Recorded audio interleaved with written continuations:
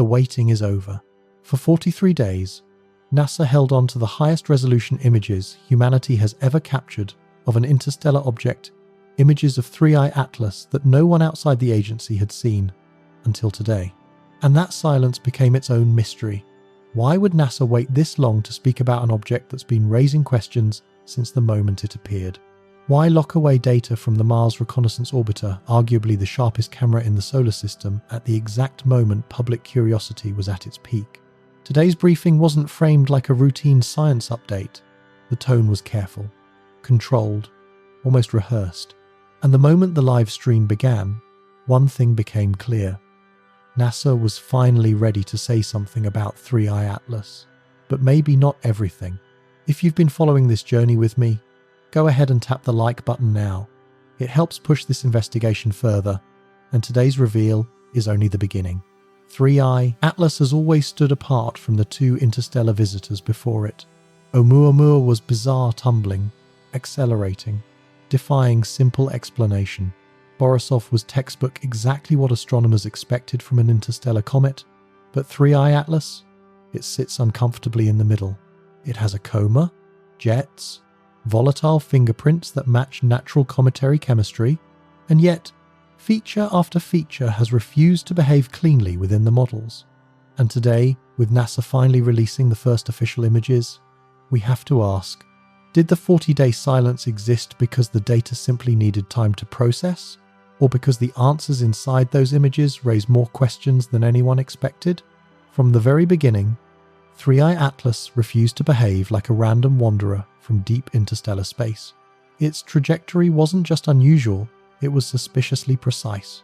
Instead of cutting across the solar system at a random angle, it aligned almost perfectly with the ecliptic, playing the same thin, flat disk where our planets orbit. Statistically, an interstellar object should arrive from anywhere, above, below, tilted, skewed, but this one slid into our system as if it had been following the roads we built. Then there's the timing. Its path brought it unnervingly close to Mars, Venus, even Jupiter, and then placed it directly behind the Sun during perihelion, the exact moment comets usually erupt with their strongest activity. From Earth's point of view, the object became invisible precisely when its behavior should have been easiest to explain, and when it re-emerged, the anomalies only multiplied. The jets didn't just flare outward, they included a rare and beautifully structured antitail, a stream of dust and debris pointing toward the Sun instead of away from it. Natural comets can show antitails, but rarely with this level of consistency or geometry. Amateur astronomers noticed it immediately. Some said the formation looked too clean, too stable, too intentional. Then the rotation puzzle appeared. Early readings suggested a rotation period of roughly 16 hours, a perfectly reasonable number. But after perihelion, the comet's jets looked wrong for that spin rate. They stretched for millions of kilometers without the soft arc or curvature you'd expect from a rotating body. They appeared tight, straight, almost like beams frozen in place. If the nucleus truly turned every 16 hours, those jets should have smeared into broad spirals. They didn't. Why? Next came the unexpected brightening 3I Atlas, increased in visible brightness by nearly a factor of 5 between early October and early November. Normal for a comet heating up, but combined with everything else, it added yet another layer to the growing list of contradictions. And through all of this, NASA said nothing. Amateurs ended up leading the investigation. Dozens of backyard observatories across the world, people with modest telescopes, but incredible skill documented the strange jets, the antitail, the sudden brightening, and the structural hints inside the coma. They shared their findings within hours of capturing them. They openly debated the anomalies. They worked together across continents, but the agency with the best camera in the solar system remained silent. Because let's remember, on October 2nd and 3rd, when 3I Atlas swept past Mars, the Mars Reconnaissance Orbiter captured the clearest images ever taken of an interstellar object images, with 3 times the resolving power of Hubble at that distance. Those images sat inside NASA servers for 47 days. Meanwhile, other space agencies had already shown their hand. China's Tianwen-1 mission captured and released its own Mars-side images almost immediately, clear photographs showing the coma shape, the jet directions, and the overall structure. No delay. No extended review period. Just raw transparency. NASA's silence. In contrast, only deepened the mystery. Were they performing deeper analysis? Verifying something unusual? Trying to understand unexpected features before making them public? Or was this entire delay simply the byproduct of a government shutdown, an unfortunate but mundane bureaucratic freeze? NASA's official explanation leaned toward the simplest answer: administrative delays, procedural bottlenecks, nothing more. But even if true, the timing invites questions. Because while NASA remained silent, the comet re-emerged from behind the Sunday ground-based observations, resumed on October 31st. And new images, amateur and professional, began revealing the very structures and behaviors that had sparked so much speculation. 3I Atlas was changing. The coma grew more complex. The jets lengthened and sharpened. The brightness shifts accelerated. And all of this unfolded while the world waited to see what NASA already had in its files. The data kept accumulating. The questions kept multiplying. And still, the official images remained unreleased. Then came November 14th. Quietly, almost casually, multiple sources confirmed that NASA would finally publish the high-rise images within days. From that moment, anticipation intensified. Astronomers prepared, social media ignited. Everyone wanted to see what the sharpest camera in the solar system had captured during that brief October encounter. 5 days later, it happened. The live stream opened at exactly 3 p.m. Eastern. NASA's Goddard Space Flight Center hosted the event not with a junior researcher or a mission specialist, but with the agency's top leadership on camera: the associate administrator, the head of the entire Science Mission Directorate, the acting director of astrophysics, and the lead scientist for solar system small bodies. This was not a routine update.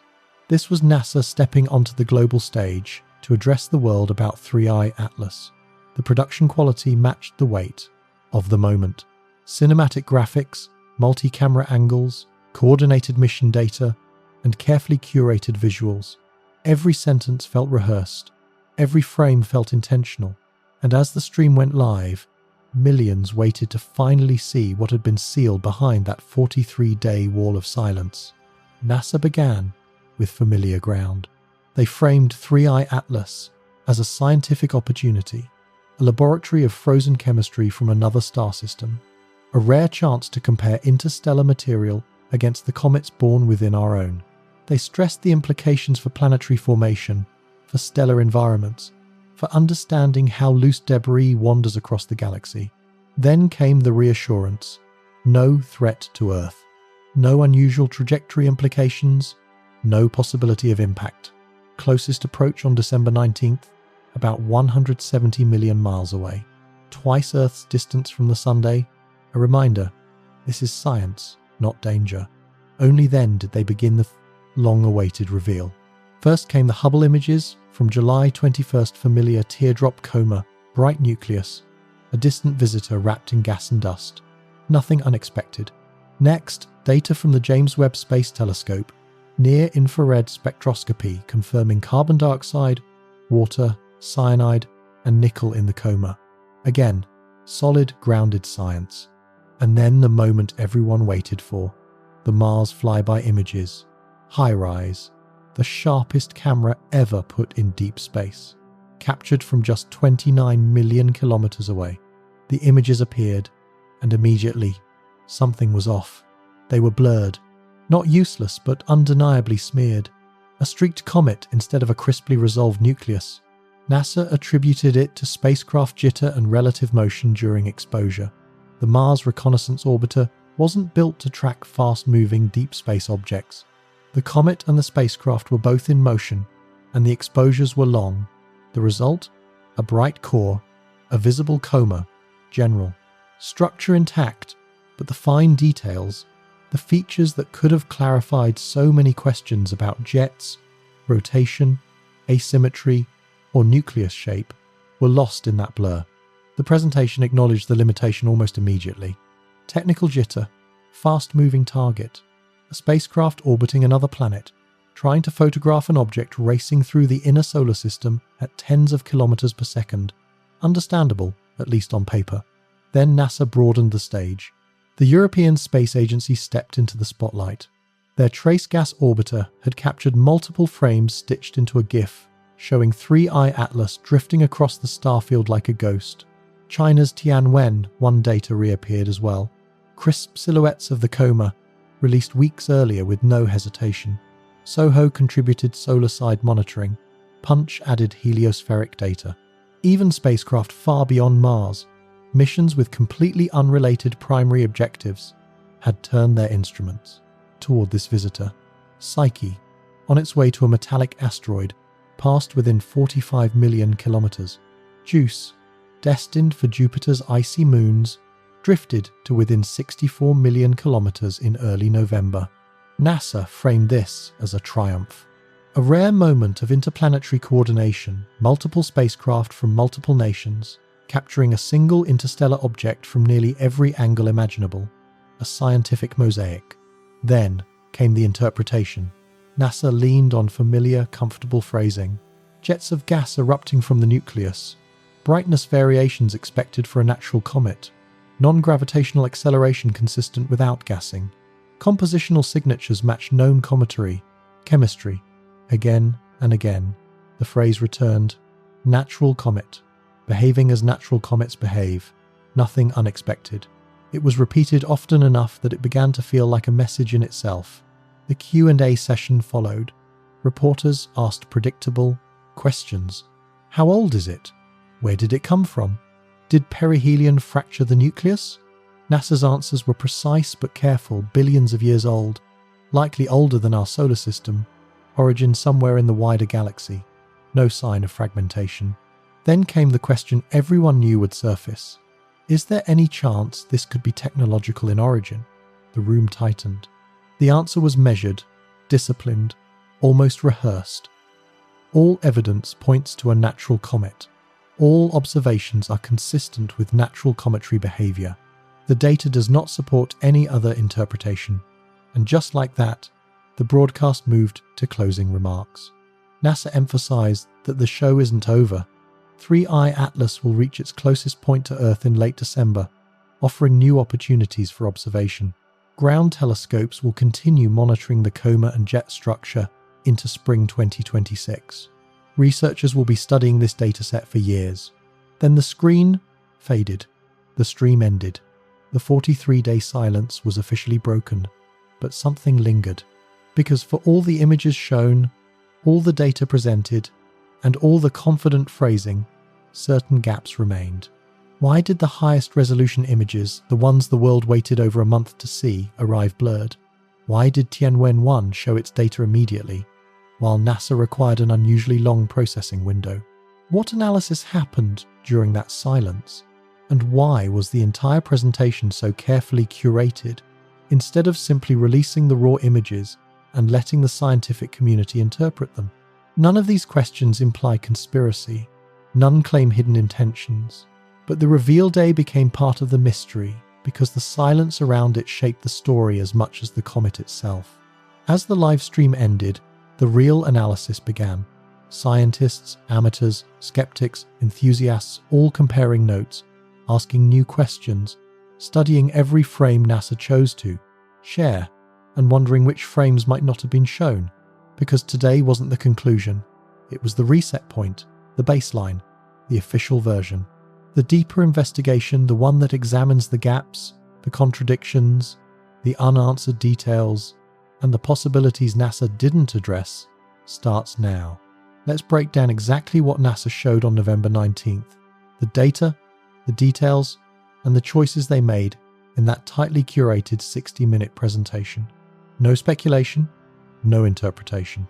Not yet, just what they revealed and what they didn't. NASA's core message was simple, almost too simple. 3I Atlas is a comet, not an asteroid, not something exotic. A natural comet with all the expected hallmarks. They began with the coma, the diffuse envelope of gas and dust surrounding the nucleus. That coma was visible from the very first days of observation in late June and early July, and NASA emphasized that point repeatedly. Asteroids. don't produce comas. Only icy bodies undergoing sublimation do. The July 21st Hubble images reinforced that narrative. A classic teardrop-shaped coma, bright core, dust pressure creating the expected asymmetry, exactly what models predict for an active comet. These early observations allowed rough size estimates, somewhere between 1,400 feet and 3.5 miles. A huge range, but understandable. Separating the solid nucleus from the glowing dust cloud is notoriously difficult. Later refinements shrank that estimate closer to the lower end, likely under a kilometer, similar to 2I Borisov. Then NASA moved to composition. Water vapor, confirmed by SWIFT and SphereX and JWST. OH lines, ice signatures, everything matching textbook comet chemistry. But water wasn't the main story. Carbon dioxide strong, early, and abundant. JWST showed clear COTWO emission lines at distances where water shouldn't yet be active. Tests confirmed activity even at 6.4 AU, far too cold for water-driven sublimation. Then cyanide detected in late August by Lowell, confirmed by the Very Large Telescope and later by the JCMT. Production rates jumped from around 1.5 times 10 to the 25th power to nearly triple that just a week later. Scientifically important? Yes, cyanide traces formation conditions in extremely cold regions. Then came the unexpected element, nickel. The August 21st VLT spectrum clearly showed nickel signatures uncommon, but not impossible. NASA acknowledged the detection but downplayed its significance. Nothing outside natural cometary parameters, according to them. Then NASA shifted to one of the most visually compelling features, the jets. Multiple observatories recorded narrow, well-defined jets shooting from the nucleus.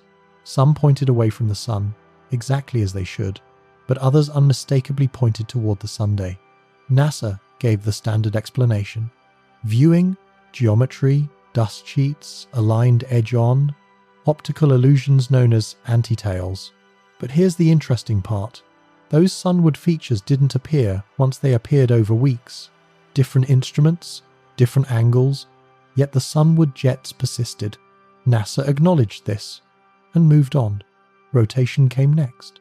Early brightness variations suggested a 16-hour rotation period normal, unremarkable. But the post-perihelion jets? Straight, tight, spanning millions of kilometers with no hint of rotational smearing. NASA attributed this to snapshot timing, not continuous monitoring.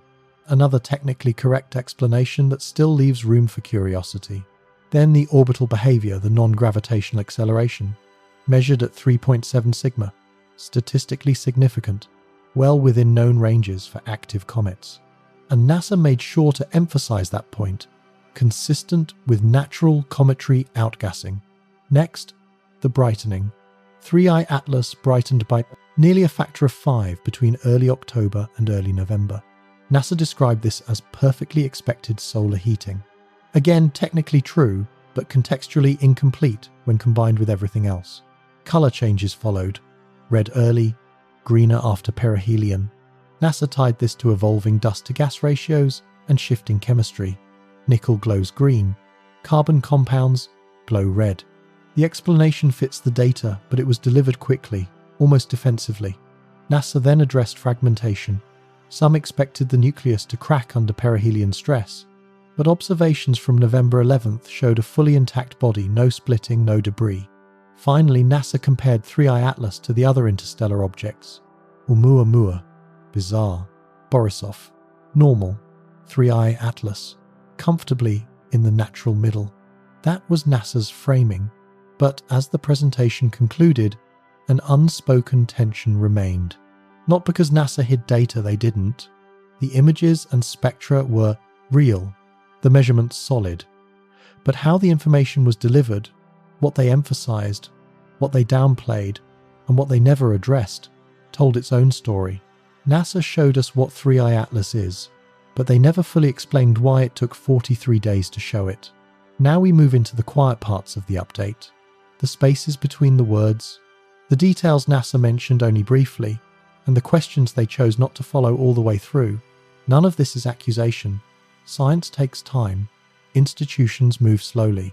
Data from deep space is complicated, but when an interstellar visitor behaves in unusual ways, and the highest resolution images sit unseen for 47 days, the silence becomes part of the story. So let's talk about what NASA did not explore fully. Everyone expected the high-rise images from the Mars Reconnaissance Orbiter to be the centerpiece of the reveal. Those images were taken on October 2nd and October 3rd during 3I Atlas's close, pass by Mars. With a spatial resolution of roughly 30 kilometers per pixel at that distance, HiRISE should have delivered the most detailed views humanity has ever had of an interstellar object. The nucleus, the jet structure, the coma shape, the features amateurs have been debating for weeks, but when the images finally appeared, they were blurred. NASA explained the blur as motion. The comet was moving. The spacecraft was moving. The exposure lasted long enough for the light to smear across several pixels. All technically valid, but HiRISE is a camera designed for precision. It captures razor-sharp images of Mars's surface every single day from orbit. Its stabilization is advanced, its tracking is reliable. It was built to photograph targets in motion, so when the most anticipated images of 3I Atlas arrived with a level of blur that erased the very details people were waiting for, the natural question arose: what happened? Was it simply unfortunate timing? A technical issue at the worst possible moment? Or were the tracking parameters not optimized for an object like this? Exposure time, target speed, pointing accuracy, none of this was discussed. The blurred images appeared, NASA acknowledged the limitation, and then moved on. And that matters, because this was the closest, sharpest look we were ever going to get. No other camera in the solar system had a better chance. No other spacecraft had a clearer view. If something unusual existed in the fine structure of the jets or the nucleus, this is where we would have seen it. And yet, for reasons not fully explained, we did not. Adding to the mystery is the timeline. The images were captured on October 2nd and October 3rd. A government shutdown began on October 4th and lasted for more than a month. Reports emerged on November 14th, but NASA would release the images within days. And finally, on November 19th, 47 days after the data was taken, the public saw the results. Even allowing for the shutdown, the images lived inside NASA's system for more than 6 weeks. What kind of analysis happened during that time? Were scientists verifying something unexpected? Checking for artifacts? Comparing the data to models? Or was the delay nothing more than slow, routine bureaucracy? NASA never said. The shutdown was mentioned, but nothing more. Meanwhile, China's Tianwen-1 orbiter photographed the same comet during the same Mars flyby, and those images were posted online within days. No long review process, no highly produced live stream, just raw scientific transparency. Again, this is not about blame. Different agencies have different cultures, different approval chains, different philosophies, but the contrast naturally raises questions. Another area that received surprisingly little attention was the anti-tail, the jet or dust stream pointing toward the sun instead of away from it. Amateur photographs showed it clearly. Professional observatories confirmed it. And this was not a one-night anomaly. The sunward feature persisted across multiple observation dates as both Earth and the comet moved along their orbits. NASA mentioned the anti-tail only briefly, offering the standard explanation: viewing geometry. Under the right angle, dust spread through the orbital plane can appear to point toward the sun even though it does not physically travel that way. That is true, it can happen. But the anti-tail of 3I Atlas did not appear for one night or one angle. It appeared repeatedly, from different Earth positions, across several weeks.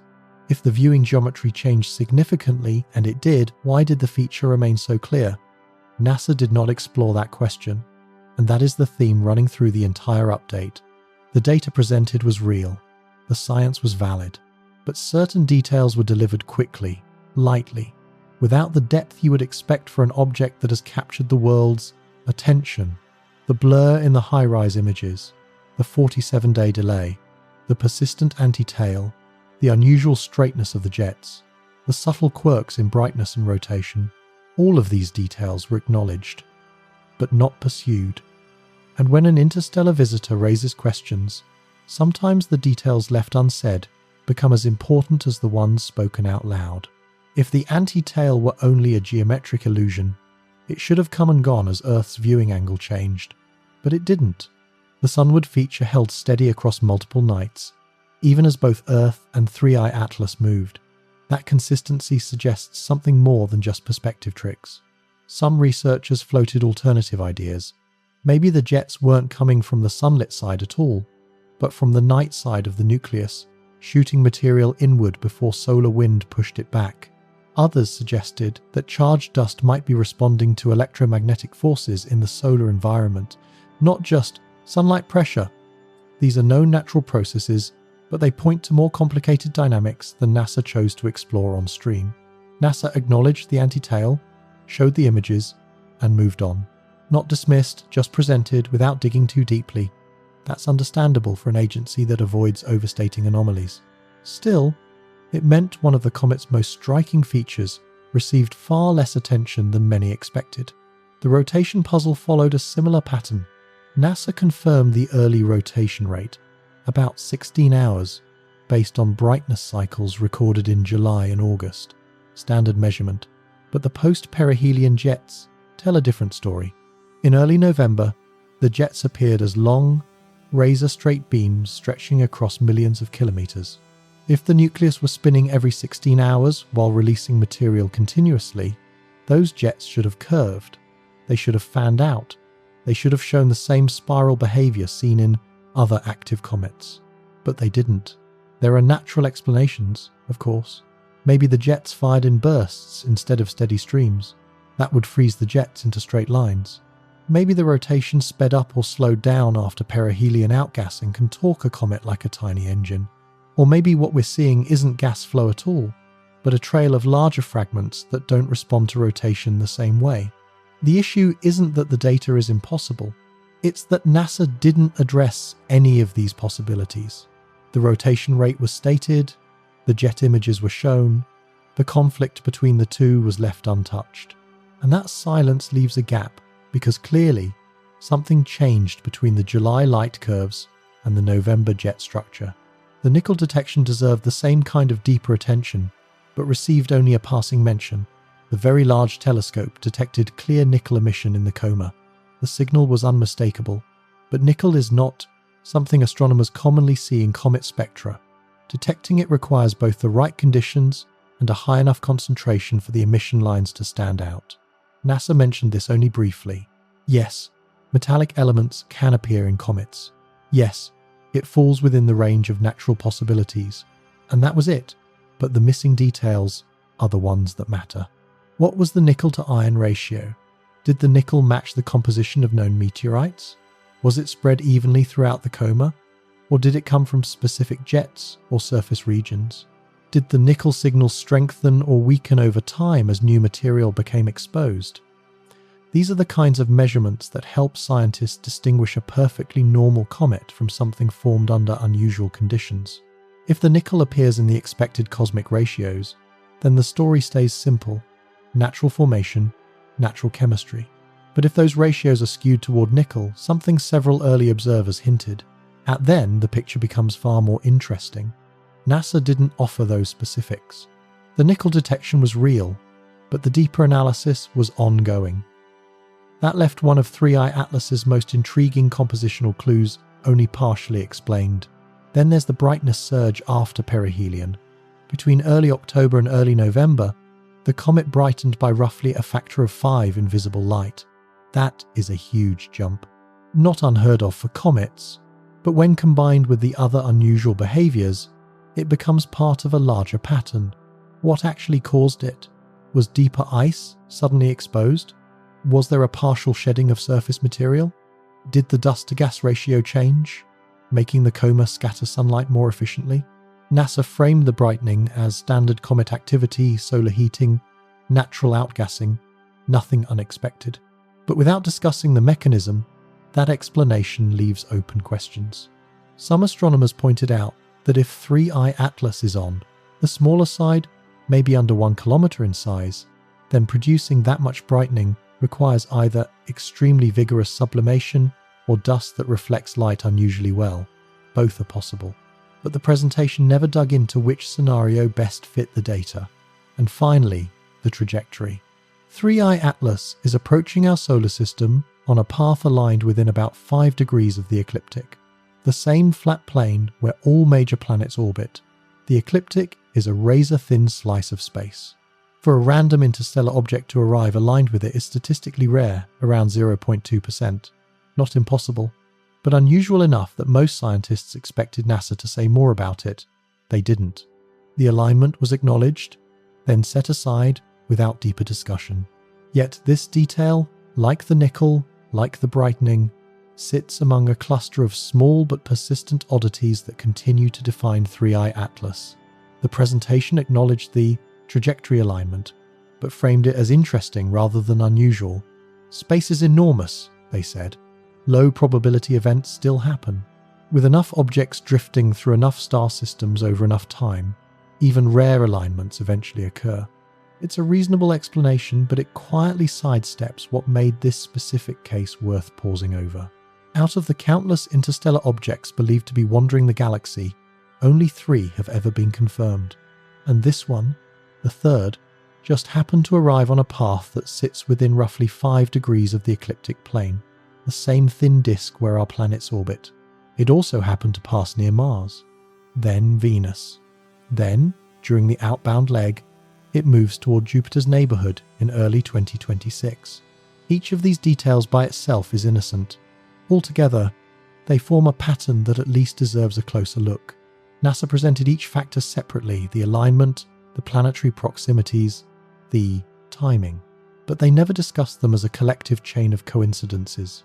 Nothing in the physics suggests targeting or propulsion. There's no evidence for anything artificial. But the geometry of this encounter is undeniably curious. The timing around perihelion remains the most striking part. 3i Atlas reached its closest point to the Sun on October 29th and 30th, exactly when comets undergo their most dramatic transformations. Jets intensify, outgassing peaks, surfaces fracture, some nuclei even break apart entirely. Yet from Earth's point of view, the comet was directly behind the Sunday. It vanished from view on October 21st and didn't reappear until November 1st. Those 10 days, the most scientifically valuable days of the entire encounter, were entirely hidden from ground-based astronomy. No telescope on Earth could see anything. The Mars orbiters were the only close-range eyes available during that period, and the timing of the October, second and third flyby should have provided the clearest look at post-perihelion behavior, the moment when the comet was expected to be most active. That's why the blurred high-rise images matter. Those frames were supposed to fill the observational gap that Earth couldn't cover. Instead, the best window we had into the comet's peak activity became less clear than expected. NASA didn't address this gap. They didn't speculate about what might have happened during the time when 3i Atlas was hidden behind the Sunday. They didn't discuss whether the comet could have briefly fragmented, released unusual materials, experienced a sudden outburst, or undergone structural changes. All they confirmed was the state of the comet after it re-emerged, intact, active, and behaving within natural parameters. But the story of what happened during those invisible days remains blank, not concealed, just unobserved. And because NASA's clearest images were compromised by blur, that gap stays wider than anyone expected. The November 11th images confirmed that the nucleus of 3i Atlas stayed intact. No major breakup. But that didn't rule out smaller changes we couldn't see. During perihelion, solar observatories like SOHO and Punch tracked the comet, but their instruments are built to study the Sun, not to reveal fine details inside a comet's coma. They could confirm the overall path and behavior, but not what happened on the surface. Earth was simply on the wrong side of the Sun when the comet reached its most intense activity. That wasn't NASA's fault, just orbital geometry. But because of that, the most dramatic phase of the comet's journey remained partly hidden. NASA's presentation didn't spend much time discussing what might have happened during those unseen days. The officials focused on the data they did have, not the data they couldn't collect. That's understandable, but it also meant the most dynamic chapter of 3i. Atlas's evolution is still a blank page. The question and answer session revealed more through absence than through what was actually asked. There were no questions about the 47-day delay in releasing the Mars Reconnaissance Orbiter images beyond a brief reference to the government shutdown. No questions about the exact nickel concentration or why nickel was unusually prominent. No questions about the tension between the 16-hour rotation period and the perfectly straight million-kilometer jets. The reporters focused on age, origin, and whether the comet broke apart, which are good general interest questions, but not the deeper technical issues astronomers have been quietly debating for weeks. This could simply reflect the mix of expertise in the room. Not every space journalist specializes in comet physics. Or it might reflect the structure of the event itself. Press conferences are time-limited, tightly managed, and not designed for 30-minute technical deep dives. Either way, many of the more puzzling details passed without challenge. The comparison to previous interstellar visitors also stayed on the surface level.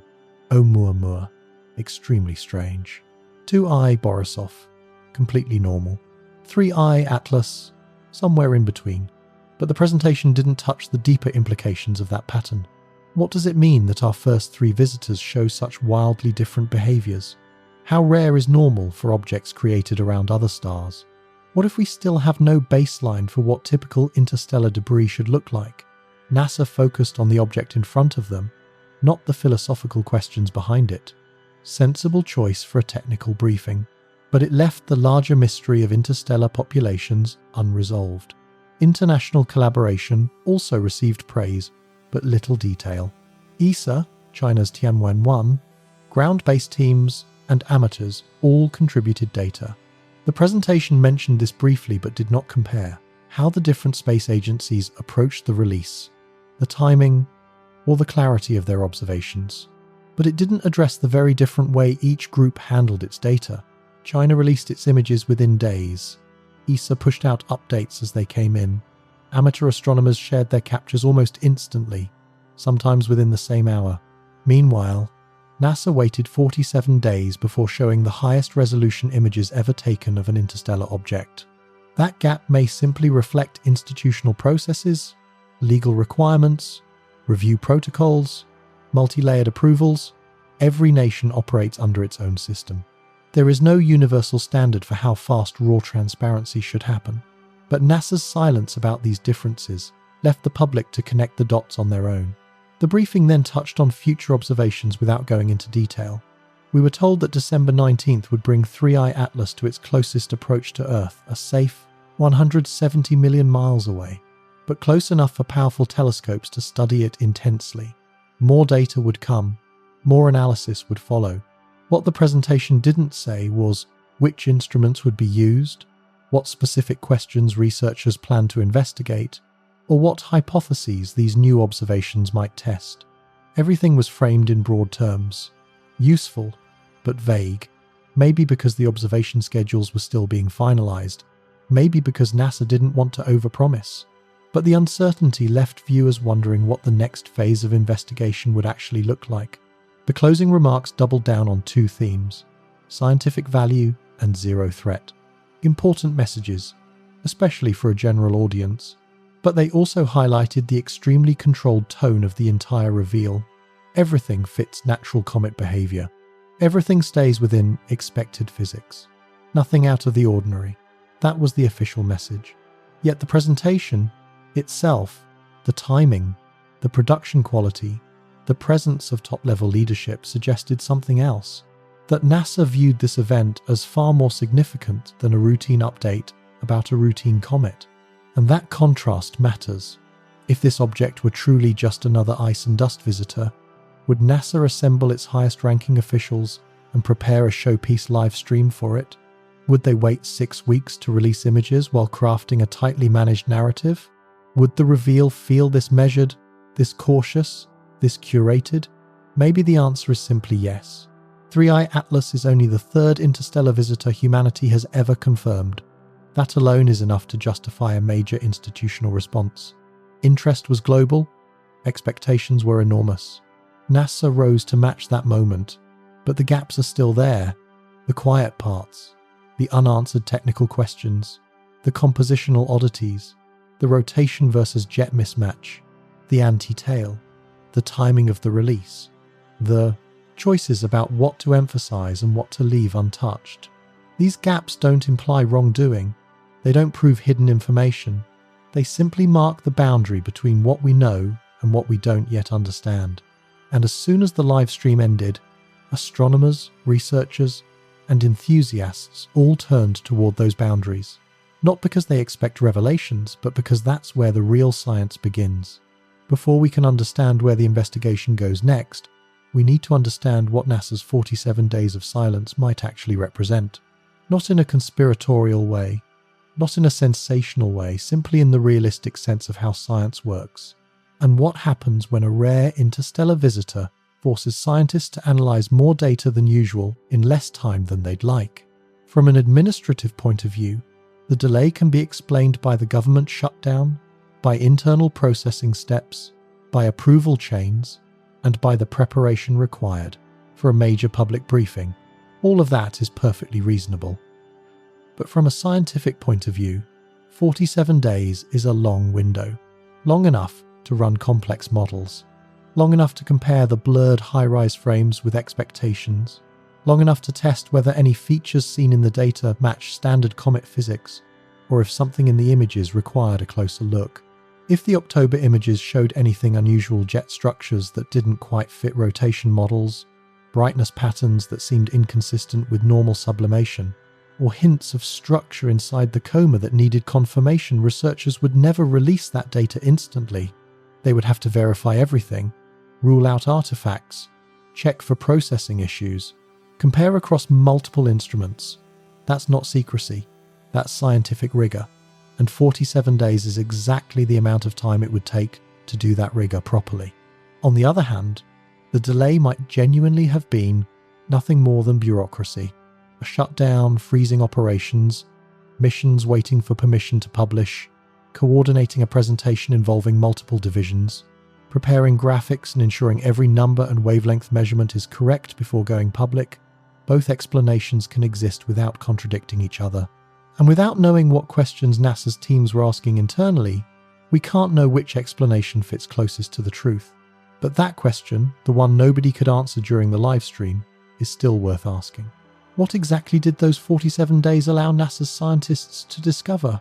What insights came from staring at those frames day after day? What internal notes and discussions shaped the interpretations we finally heard during the briefing? We don't need dramatic assumptions to acknowledge that something important happened during that silent window. Because silence in science doesn't always mean suppression. Sometimes it simply means that the data demanded more time than anyone expected. And if 3i Atlas really did force that kind of deeper review, then what NASA shared on November 19th might only be the surface of what they've actually learned. The answers to these questions probably exist in technical reports and early research papers being passed around inside NASA and partner institutions.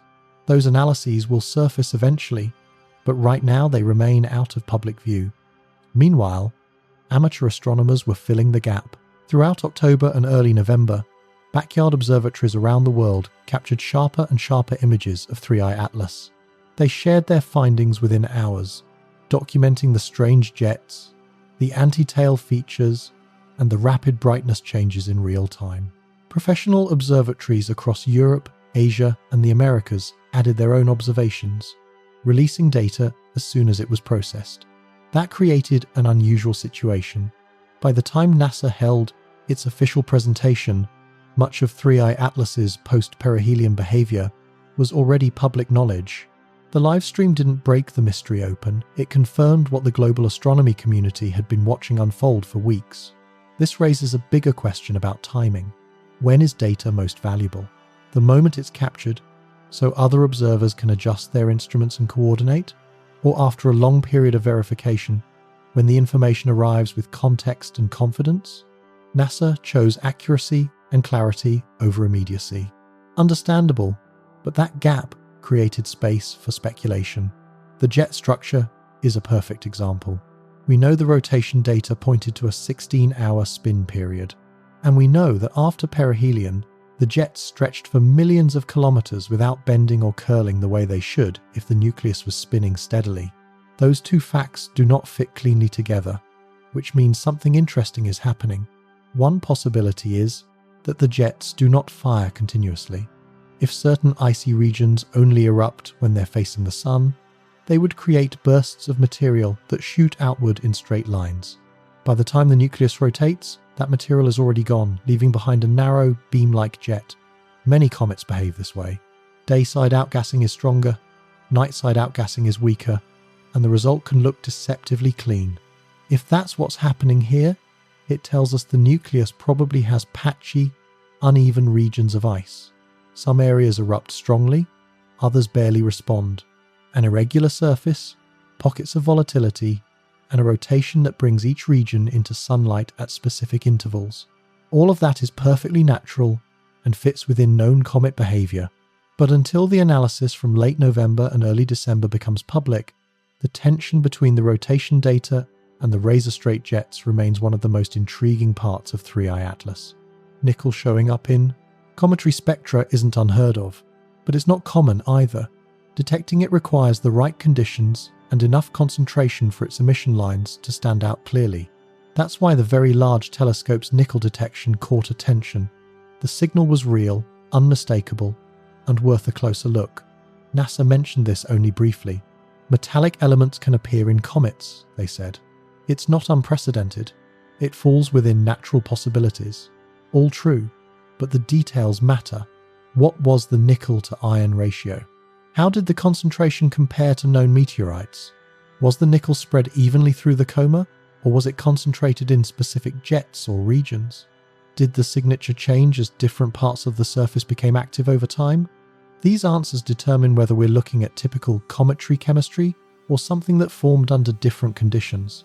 If the nickel sits in the usual cosmic ratios, that suggests a perfectly normal formation environment. If the ratio is significantly skewed, as some early observations hinted, that could point to unusual thermal history or composition. NASA didn't provide those specifics. The detection was confirmed, the analysis still underway, and deeper results would come later. Fair, but it still left one of 3I Atlas's more intriguing compositional clues only partially explored. The brightening after perihelion deserved more attention as well. The comet grew about 5 times brighter in visible wavelengths between early October and early November. That's a substantial jump. Not impossible, but notable when viewed alongside its other unusual features. What caused it? Stronger outgassing as deeper ices heated? A minor fragmentation event exposing fresh surface? A shift in dust-to-gas ratio changing how the coma reflected sunlight? All plausible. But without a clear mechanism, the surge remains an open question. Some astronomers pointed out that if 3I Atlas is as small as revised estimates suggest, perhaps under a kilometre in diameter, producing a 5-fold brightening requires either very high sublimation rates or unusually efficient scattering by the released dust. Smaller nuclei have less surface area to work with. To brighten dramatically, they must either sublimate at exceptional intensity or generate dust that reflects light particularly well. Neither scenario is impossible. Comets vary widely in porosity, composition, and dust properties. Some flare brilliantly with modest outgassing. Others remain faint despite being larger or more active. 3I Atlas may simply sit on the efficient end of that spectrum. NASA didn't unpack any of this. The brightening was acknowledged, labelled as normal cometary behaviour, and the presentation moved forward. The trajectory alignment also received only brief mention. 3I Atlas approached on a path lying within roughly 5 degrees of the ecliptic plane, the same thin disk where the planets orbit. Statistically, that's uncommon. Only a small percentage of random interstellar objects would arrive so closely aligned with our system's orbital plane. Not impossible, just unlikely. Industrial nickel alloys are engineered to be nickel-rich for specific mechanical properties, strength, corrosion resistance, magnetic behavior. But nature can produce nickel-heavy materials too, under the right formation conditions. That's why the nickel detection in 3I Atlas matters. The presence itself isn't unusual. The amount could be. Right now, we simply don't know. The Very Large Telescope confirmed nickel in the coma. The signal was clean, the detection solid. But NASA's presentation didn't include the critical details. The nickel to iron ratio, how that ratio compares to meteorites or solar system comets. whether the nickel is uniformly distributed or concentrated in specific jets, or whether the nickel signature changed as different surface regions became active. Those numbers exist in the raw spectroscopic data. Researchers have them. But interpreting metal abundances requires careful modelling, cross-calibration, and peer review. It's entirely plausible that the specifics are being held back simply because they aren't ready for public release, not because anything is being concealed. For now, the nickel remains one of the comet's most intriguing but least clarified characteristics. The brightness surge after perihelion raises similar questions. Between early October and early November, 3I Atlas brightened by a factor of 5 in visible wavelengths. That's substantial, but not unprecedented. The simplest explanation is increased sublimation. As solar heat penetrates deeper into the nucleus, buried ice turns to vapor, breaks through surface layers, and creates new jets or expands existing ones. More gas, more dust, more reflected sunlight brightness increases accordingly. That's ordinary comet physics. But the details matter. If the nucleus really is under a kilometre wide, as some estimates suggest, achieving such a dramatic brightening requires one of two things: highly volatile rich material capable of vigorous outgassing, or dust with unusually efficient light-scattering properties. Both are possible. Some small comets flare brilliantly, others barely brighten at all. Another possibility is minor fragmentation, small pieces breaking away without disrupting the main nucleus. Fresh interior ice exposed by such events can sublimate far more intensely than old surface material. The November 11th images showed the nucleus intact, but those observations wouldn't reveal tiny breakoffs or surface collapses. A third factor is geometry. As Earth and the comet change positions, active regions might have rotated into a more favourable orientation brighter, simply because they were facing us more directly. That doesn't explain the entire fivefold increase, but it could contribute. All three mechanisms are natural. All three have been observed in other comets. The challenge is determining which combination applies here. Again, NASA's presentation confirmed the brightening, but didn't explain the mechanism behind it.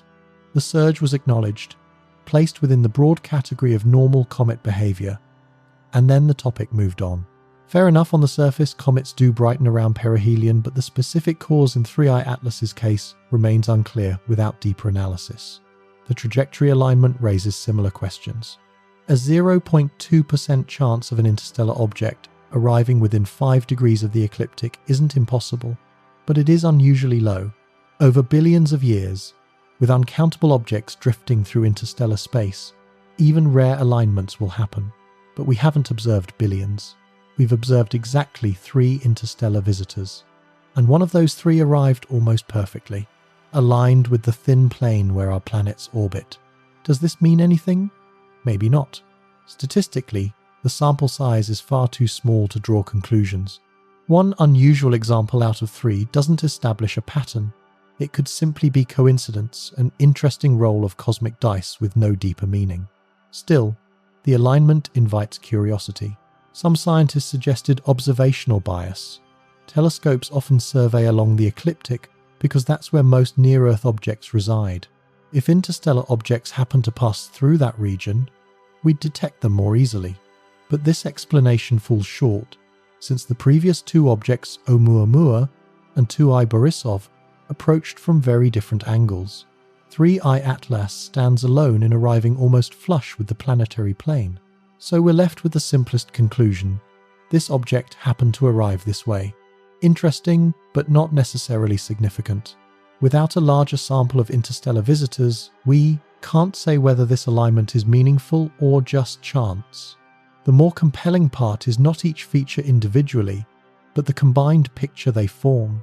An interstellar object arriving along the ecliptic, passing close to multiple planets, becoming unobservable from Earth during its most active moment, showing a persistent anti-tail, displaying straight, tightly collimated jets despite a known rotation period, exhibiting a confirmed but not yet fully explained nickel signature, surging in brightness more dramatically than expected, and producing measurable non-gravitational acceleration consistent with outgassing but still notable. None of these characteristics alone demand extraordinary explanation. Each has a plausible natural cause, but together, They form a constellation of unusual details, an object that is officially normal, yet repeatedly brushes against the edges of typical comet behavior. A comet that fits within natural physics, yes, but one that continues to challenge our assumptions, invite questions, and resist simple categorization. The question, then, is whether this pattern reveals something genuinely unusual about 3I Atlas, or whether we're simply observing the natural diversity of cometary behavior. Every comet is its own world, its own chemistry, structure, history, and evolutionary path. 3I Atlas may just be the particular combination this interstellar visitor happens to carry. Or the pattern might be telling us something broader, something about how comets form in other star systems, how they evolve over billions of years, or what physical processes govern their ejection into interstellar space. These aren't dramatic claims. They're simply the questions that arise when data pushes the edge of what we understand. That's why the upcoming December 19th close approach matters so much. At roughly 170 million miles from Earth, the comet will be positioned perfectly for detailed study. Professional observatories will track it across multiple wavelengths. Spectrometers will parse its chemical fingerprints. Sensitive cameras will resolve its coma, jets, and structural features. Photometric measurements will monitor brightness variations with far more precision than before. And all of this will help answer the open questions. Do the jets remain straight or evolve as the comet recedes? Has the rotation rate changed since pre-perihelion measurements? Does the nickel abundance fit natural cosmic ratios or stand out as anomalous? Does the brightness follow standard thermal models or deviate in subtle ways? Whatever the answers, the science moves forward. Either we confirm that 3I Atlas behaves like a natural comet, with quirks well within expected variation, or we uncover details that force refinement of our models. Both outcomes deepen understanding. The important part is maintaining scientific balance, neither dismissing unusual data just because natural explanations exist, nor assuming extraordinary causes when ordinary processes remain viable. 3I Atlas sits at that crossroads. Its behavior invites attention, not alarm. Its features raise questions, not conclusions. NASA's November 19th briefing gave us a structured snapshot of the current state of knowledge, but it wasn't the end of the story, far from it. It was merely one checkpoint in an evolving investigation. New observations will fill the gaps, new analysis will sharpen interpretations, and our understanding of this object, and of interstellar visitors in general, will continue to grow, because that's the larger significance. Every interstellar object that passes through our solar system brings information from somewhere we cannot yet reach. 3 such objects are not enough to define a pattern, but they are enough to show that the galaxy is sending us samples, clues about the diversity of materials, histories, and processes unfolding around other stars. And that makes 3I Atlas valuable, regardless of how ordinary or unusual it ultimately proves to be. Which brings us to one final contrast worth noting. China released its Tianwen-1 images within days. ESA shared updates regularly. Amateur astronomers posted their results almost instantly. NASA waited 47 days. This isn't about politics, it's about the different philosophies shaping how institutions choose to share scientific data in an era where global collaboration is the norm and independent observation networks operate faster than ever. That contrast itself tells a story, and it's one we're now in a position to examine clearly. When 3I Atlas passed Mars on October 2nd and 3rd, both NASA's Mars Reconnaissance Orbiter and China's Tianwen-1 spacecraft captured images of the comet. 2 missions, 2 sets of observations taken within the same 48 hours, and then the timelines diverged completely. China released its Tianwen-1 images within days. Clear shots of the coma, the dust envelope, the overall structure, imperfect resolution, but scientifically useful and instantly accessible. The global astronomy community began analyzing them immediately. Researchers compared features, amateurs annotated details, and the data entered the public scientific record almost as soon as it existed. NASA's high-rise images, meanwhile, disappeared into silence. Days passed, then weeks. Even before the government shutdown began, no images appeared. When the shutdown hit, the possibility of a prompt release vanished entirely. And after the shutdown ended, another stretch of days passed before NASA finally unveiled the images during the carefully scripted November 19th presentation. The result was a stark contrast in philosophy. China embraced rapid transparency, share what you have, let the world look, let collaboration begin. NASA followed a different model: verify, coordinate, prepare, and present. A polished, authoritative release instead of real-time data sharing. Both approaches make sense within their own institutional cultures. China's approach aligns with its recent push to showcase scientific capability and international openness. Fast release builds credibility and demonstrates confidence. The images speak for themselves. NASA's approach reflects the realities of a large government agency. Data passes through multiple layers: scientific verification, public affairs review, cross-mission coordination. Accuracy and consistency take priority over speed, and in the wake of past scientific controversies, NASA has become understandably cautious about releasing uncontextualized data. But the delay naturally raised questions. If Tianwen-1 captured clear images quickly, why did HiRISE, one of the most sophisticated optical instruments ever sent to another planet, require nearly 7 weeks before the public saw its results? Was the delay simply bureaucracy and shutdown disruptions? Were the images more complex than expected? Or did the motion blur force additional analysis to determine what the images did and didn't show? Each interpretation is plausible. NASA may have wanted to ensure accuracy before presenting data that would inevitably generate enormous attention. They may have needed time to prepare the comprehensive, multi-observatory context. Or perhaps the unexpected motion blur created complications that required careful explanation before release. China had no such delay. Their images showed what everyone expected: a comet behaving like a comet.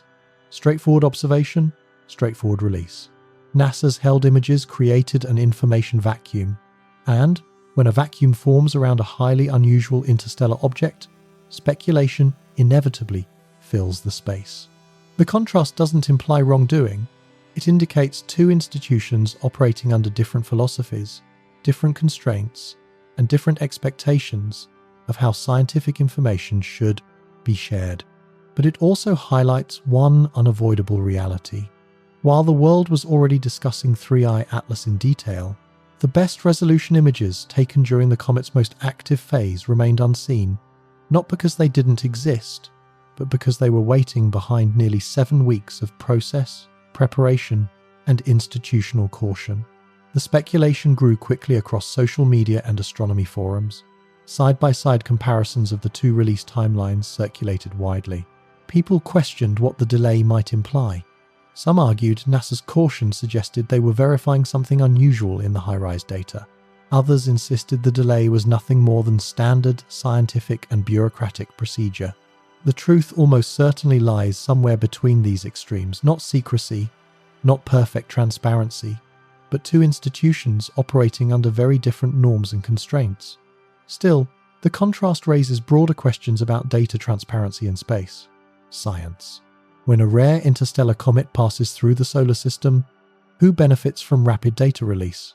The entire scientific community does. Immediate access allows researchers to incorporate new observations into ongoing models, adjust follow-up plans, and coordinate global campaigns more effectively. The sooner data is available, the faster collective understanding progresses. Delayed release, whether for bureaucratic, scientific, or administrative reasons, creates an unavoidable information gap. One institution holds crucial data while others wait. Internal analysis moves ahead while external researchers operate without the same information. Eventually the gap closes, but during the waiting period, global progress slows. This mattered especially for 3I Atlas, because its appearance changed daily. The Mars flyby occurred during a critical post-perihelion phase. Understanding what the comet looked like at that moment could have informed October-November observing strategies. The delay meant that by the time NASA released its images, amateur and international observations had already filled part of that informational void. The amateur astronomy community became the counterexample during this same period. Around the world, individual observers captured images of 3I Atlas throughout October and November. Many of these were posted online within hours or even minutes. No review process, no administrative bottlenecks, just immediate sharing. And those images mattered. Modern consumer telescopes and cameras produce data far more capable than they did a decade ago. While amateurs can't match the resolution of HiRISE, JWST or Hubble, they can track large-scale jet structures, brightness evolution, and geometric changes in the coma. In the case of 3i Atlas, amateurs documented the complex jets, the persistent anti-tail, and the brightness surge well before NASA's presentation. This doesn't diminish NASA's role. Institutional data carries far more detail, far more reliability, and far more scientific weight. But it does highlight the tension between thorough verification and timely release. Some researchers argue for immediate raw data dumps, unprocessed, unfiltered, accompanied by clear disclaimers. This accelerates global collaboration even if the data later undergoes refinement. Others warn that incomplete, poorly calibrated, or misinterpreted data can mislead both the public and the scientific community. In this view, it is better to wait for proper processing and internal review before releasing anything. 3i Atlas sits right between these two philosophies. Not dangerous enough to trigger urgent rapid release protocols, not routine enough to ignore, scientifically important, but not an emergency. A case where different institutions legitimately made different choices. The geopolitical layer complicates this further. Space exploration remains a mix of cooperation and competition.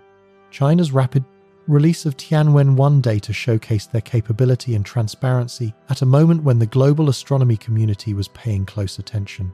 NASA's slower release could be interpreted in multiple ways: deliberate caution, administrative drag, scientific rigor, or institutional inertia. None of these interpretations is definitive, but the difference in timelines inevitably shaped public perception and fueled speculation. In the end, it wasn't that China saw something NASA didn't, or that NASA saw something China didn't. Both observed the same comet from similar vantage points. What differed was how each institution handled the information afterward, one sharing immediately, the other waiting until internal processes allowed a fully prepared, context-rich presentation. China's rapid release could be seen as admirable scientific openness. It could also be viewed as hasty sharing images before deeper verification, or as a strategic move to demonstrate capability and transparency on the world stage, or simply the result of a very different operational culture. All of those interpretations can be true at once. Different observers interpret the same events through different lenses.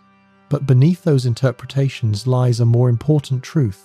Scientific transparency isn't just a philosophical preference, it is a practical necessity. When data remains locked within institutions, the pace of discovery slows. When data flows freely, the global scientific community accelerates. Patterns emerge faster, hypotheses sharpen, observations build upon one another in real time. Knowledge expands. In the ideal world, every mission, regardless of nation, would release raw data quickly, with clear documentation, followed by refined institutional analysis once deeper review is complete. That model preserves both speed and accuracy. Some missions already operate this way. Many sky surveys release observations within hours. Space telescopes follow structured release schedules balancing short proprietary periods with broad public access. But planetary missions face a different reality. Limited downlink bandwidth, strict archiving procedures, processing pipelines that must be followed so data isn't corrupted or misinterpreted. Even when agencies want to share quickly, technical and procedural bottlenecks slow the process. The Mars flyby of 3i Atlas was unique. The spacecraft were ready, the observations happened smoothly, the telemetry arrived as expected, so the delay didn't come from technical limitations. It came from institutional ones, and that distinction matters because it means things could have been different. Tianwen-1 showed that rapid release was entirely possible. NASA's choice to wait 47 days was therefore a deliberate decision, shaped by internal processes, communication strategy, and scientific caution, not an unavoidable consequence of the technology. Why choose that path? Several reasons make. First, cross-mission coordination. Waiting allowed NASA to present high-rise images alongside Hubble, JWST, SOHO, ground observatories, and amateur networks. Instead of disjointed fragments, they unveiled a unified scientific narrative. Second, quality control. The high-rise images were blurred. Releasing them immediately could have sparked confusion, criticism, or misinterpretation. By delaying, NASA could frame the limitations, explain the causes, and contextualize what the images still revealed. Third, controlled messaging. The November 19th presentation had a clear theme. 3i Atlas is interesting, but normal. Nothing alarming, nothing extraordinary. Coordinating that message across leadership requires preparation. Immediate release of raw images could have allowed alternative narratives, especially speculative ones, to spread before NASA established its official framing. These are communications considerations rather than purely scientific ones. But for a government, agency that depends on public trust, congressional funding, and political stability, communication strategy isn't optional, it's part of the mission. The real question is how much weight these communication strategies should carry when they slow access to scientific data. People disagree for understandable reasons. Some argue that space agencies have responsibilities beyond pure science, public messaging, institutional credibility, political oversight, and those responsibilities naturally lead to careful timing and polished presentations. Others believe the data itself should always come first, released as soon as it's collected, with interpretation and communication following afterward. 3i Atlas won't settle that debate, but it illustrates the trade-offs clearly. China's rapid release earned praise for transparency and let researchers start working with the images immediately.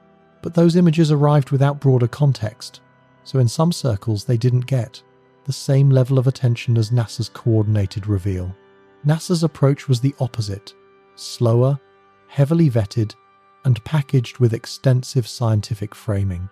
It provided clarity, but the delay created space for speculation and let uncertainty grow during the weeks of silence. Neither approach was flawless.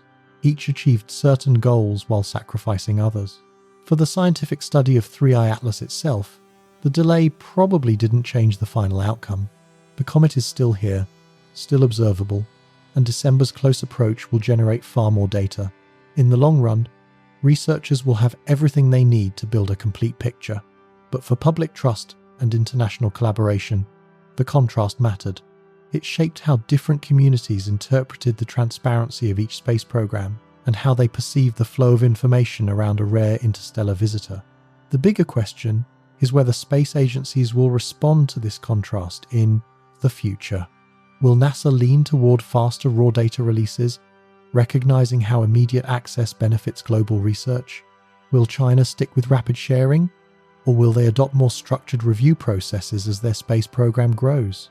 Will ESA, JAXA, ISRO, and others find their own balance between speed, verification, and communication?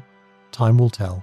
But 3i Atlas has now become the reference point, an example future observers will compare to when the next interstellar object arrives.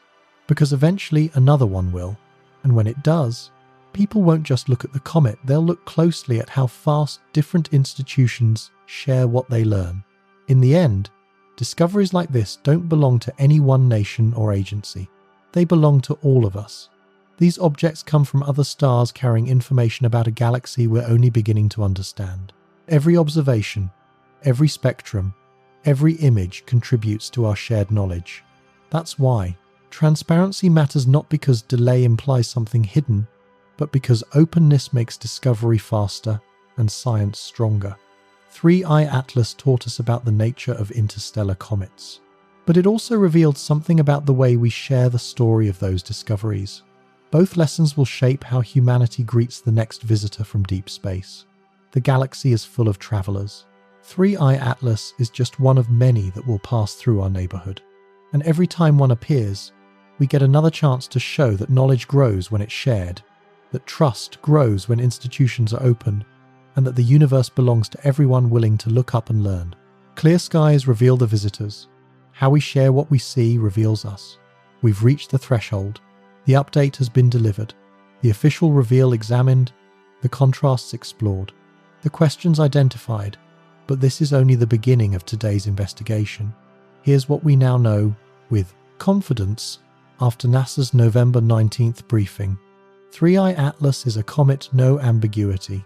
An icy nucleus wrapped in an active coma, with clear spectroscopic signatures of water, carbon dioxide, hydrogen cyanide, and nickel, solar-driven jets venting material as it rotates. All the hallmarks of cometary behavior confirmed.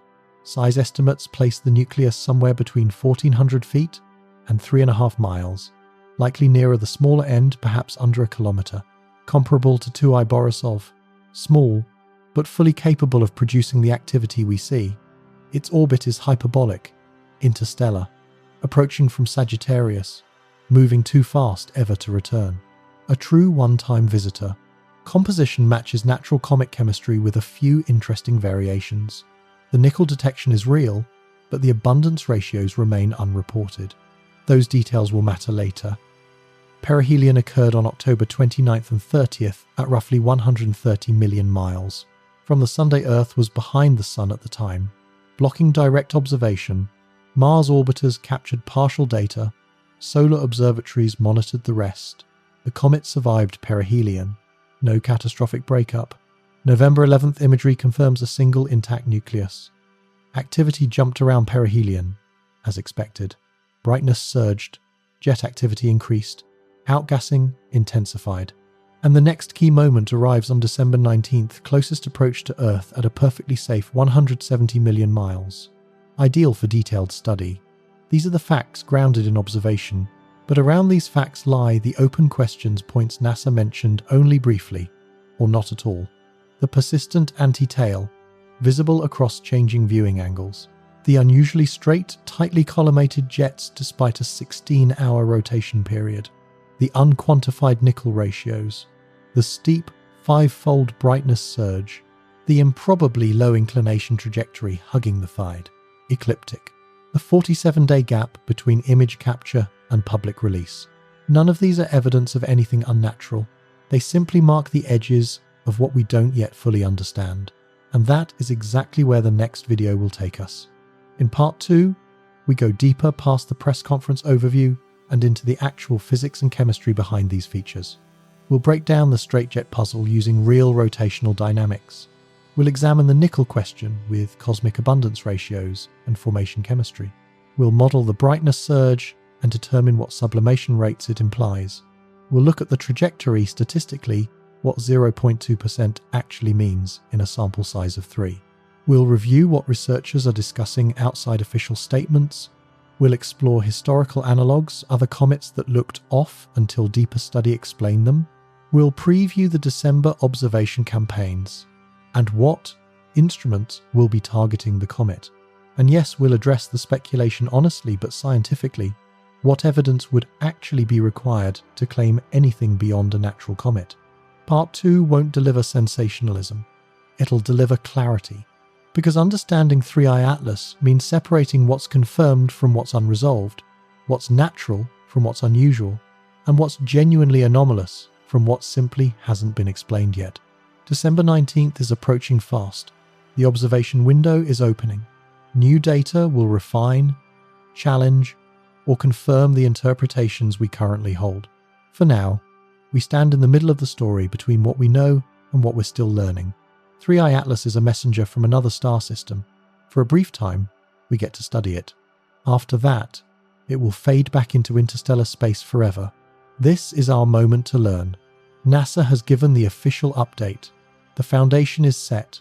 Now comes the deeper investigation. Tonight, we follow the data. Tonight, we push past the headline. Tonight, we prepare for what the December observations may reveal. Part 2 is coming soon. Until then, keep watching the skies, keep asking questions, keep seeking answers, clear skies, and clear thinking.